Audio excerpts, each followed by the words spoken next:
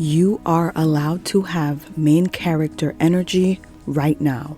Not 50 pounds from now, not when you get better clothing, not after you land that high-paying dream job. You can be the main character right now.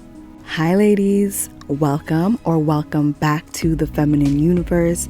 I'm so happy to have you here.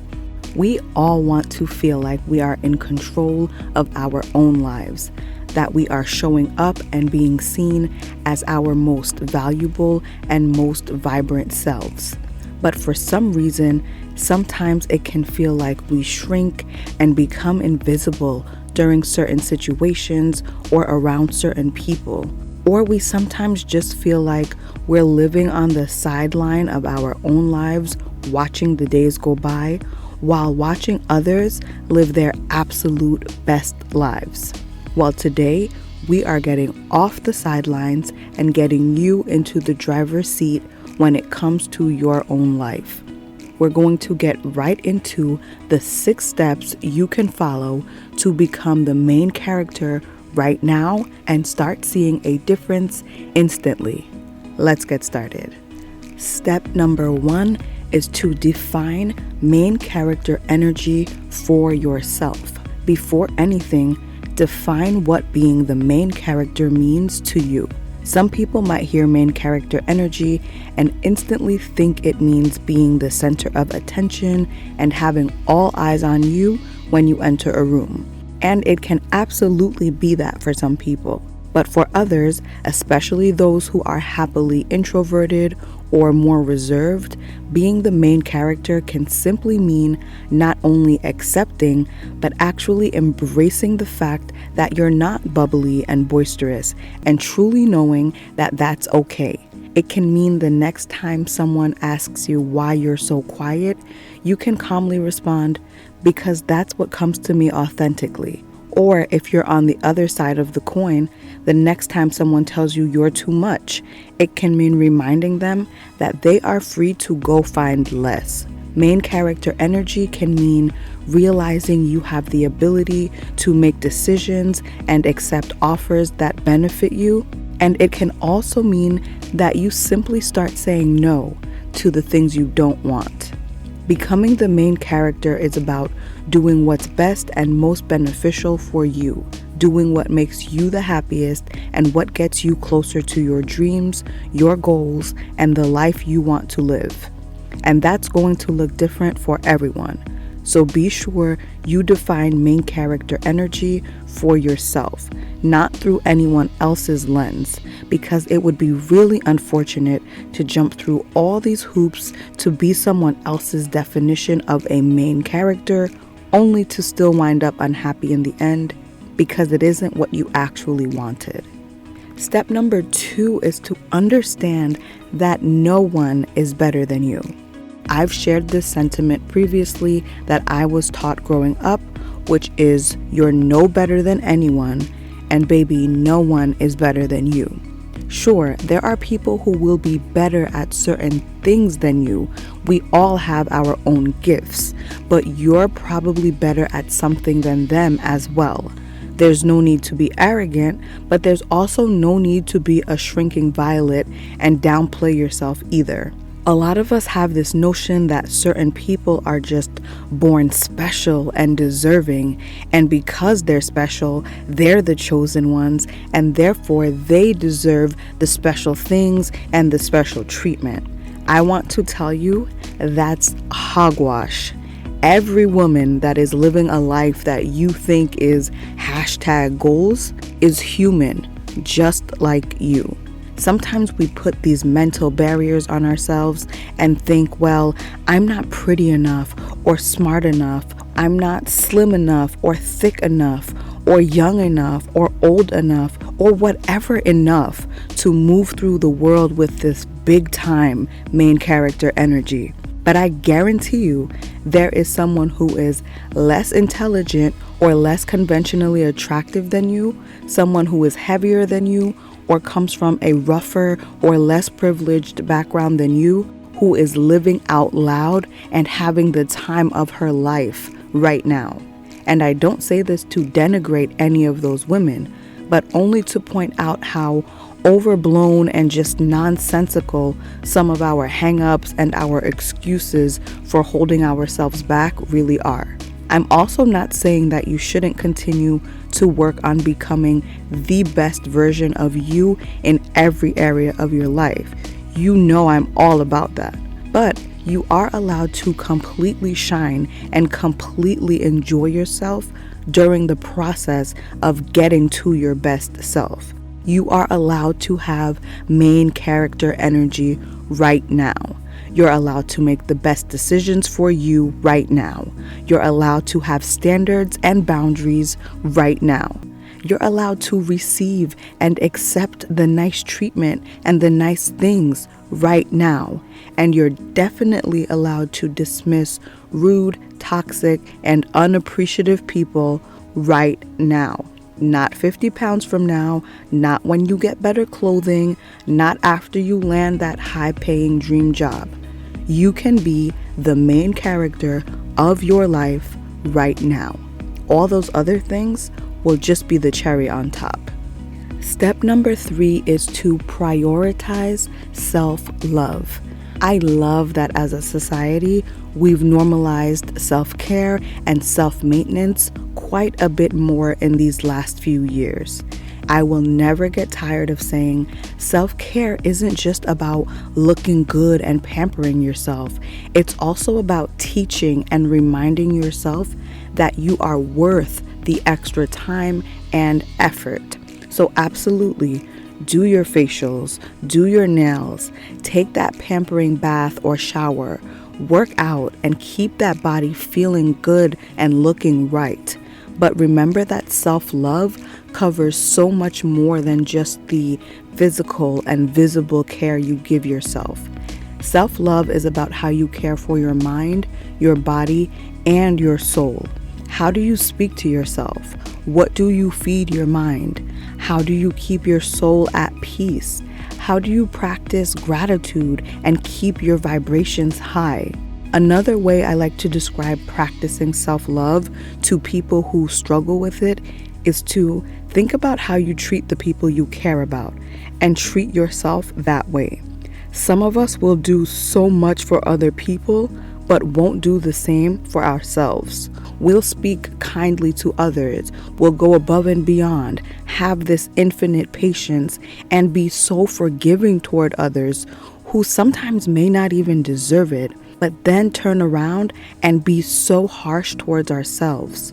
We have a big problem with a lot of people today, especially women, trying to give love without loving themselves first, or thinking that giving all their love is what will get them love. No, that will leave you drained. It will also make you needy and ultimately resentful. Think about how it would feel to feed others nonstop while starving yourself. You're filling them up and watching their pile of food get higher and higher while you're getting hungrier and hungrier, hoping they'll send some food back your way, leaving you completely at their mercy. I'm telling you, trying to give love without self-love is both dangerous and draining. It also opens you up to all sorts of parasites and emotional vampires who will take everything you have to give with no intention of replenishing you. And that will ultimately lead to bitterness when you think back on how much you gave and how little you received in return. Start having this internal dialogue with yourself. Am I okay? Are my needs being met? Can I take this on right now? Would someone who loves themselves speak this way, or eat this way, or live this way? Would someone who loved themselves accept this kind of treatment? Answering these questions for yourself regularly can make a world of difference and help you remember to redirect some of that abundant love inwards where it belongs. Step number 4 is to stop chasing platonically, romantically, professionally. Just stop chasing. Whatever you chase, you make the center of your attention, at least for that moment. That person or thing becomes the main character in your life. Now, does this mean you shouldn't pursue your goals, for example? Of course not. But there's a difference between working hard towards something and chasing to the point where you define your entire existence and self-worth by your job, or what school you get into, or how much is in your bank account. Don't act out of character or engage in underhanded or cutthroat behavior for a job or for a promotion. Don't chase or beg for friendships or relationships either. Don't become someone you're not or do things you don't want to do in order to keep anyone around. All of that is chasing behavior. And not only is that a drain on your energy, but it also has a negative impact on your mindset. It will have you constantly wondering, why don't they think you're good enough the way you are? Why don't they want to spend time with you? Why can't they see how good of a person you are, or how great of a partner or asset you would be? So to avoid this, always check in on yourself. Are you compromising yourself or unhealthily obsessing over this thing or person? Are you doing all the calling or reaching out in any kind of relationship? Are you extending all the invitations? Do they ever ask what's going on in your life and let you talk? Or are you just there to hang on their every word as their adoring audience? If you're having an event, do they show up to support you? If you're having a problem, do you truly feel like you can go to them and they will care and try to help? Prioritize people who make time for you, who compliment you, who hype you up, who remind you how great you are if you start to doubt yourself. Don't lose yourself chasing. There are people dying to have someone exactly like you in their life. Step number 5 is to romanticize your life and inspire yourself. Your life can be as fun or as boring as you make it. It can be as glamorous or as shabby as you make it. And it can certainly be as mysterious or as public as you make it. Next time you have a night out, lay out your outfit and your makeup products and recreate your own little get ready with me. Or when you have a few extra minutes, go through your morning or evening routine and talk about why you use each product and what it brings to your routine. Whether you talk to the mirror or actually record this is up to you. Do a try-on haul the next time you go shopping, or if you need to take inventory of your closet as the seasons change, or if you're packing for vacation. Put different outfits together and have a little bit of a photo shoot and photo catalog that you can refer back to when you don't know what to wear or when you want to create new outfits. Drink your water from a nice glass. Have a dressed up dinner party or a girly picnic with your girlfriends. Find a cute little bakery near you and have adorable little treats. Wear that super cute workout outfit that you almost feel bad sweating in. It's so interesting that we would feel a little silly doing some of these things, yet we feel completely normal watching other people do them. Why is it okay for them to do it and not you? Sometimes when watching Get Ready With Me's, or especially Spend the Day With Me's, you are literally watching someone brush their teeth, make coffee or go to Starbucks, eat oatmeal, walk dogs, do errands, all things you do. The only difference is because they know they'll be sharing, they take the time to make it extra aesthetically pleasing, and that feels so enjoyable and relaxing to watch. You can create that for yourself sometimes. I'm not saying you have to do this all the time, but you can choose one day a week, one day a month, or a few times a year that you designate to be your aesthetic days, your romanticized days, where you can inspire yourself and be inspired by your own things and your own life. And who knows, you might like it enough to make it part of your regular lifestyle. And lastly, step 6 is to understand main character versus only character. While I think it is super obvious that I encourage loving yourself and making sure your needs are met, I am definitely not saying to go through life only thinking about yourself. That will get really old, off-putting, and lonely really fast. Some of the richest, most rewarding, and most enjoyable moment in our lives will be the moments we share with other people and the things we're able to do for others. When making decisions that affect other people, you should always consider the needs and feelings of said people. If you have kids who cannot fend for themselves yet, you've got to show up for them. If you have a husband, you've got to be willing to compromise. If a family member or friend invests in your business idea expecting a return, it's your job to keep them posted, even if you change your mind and decide to do something else.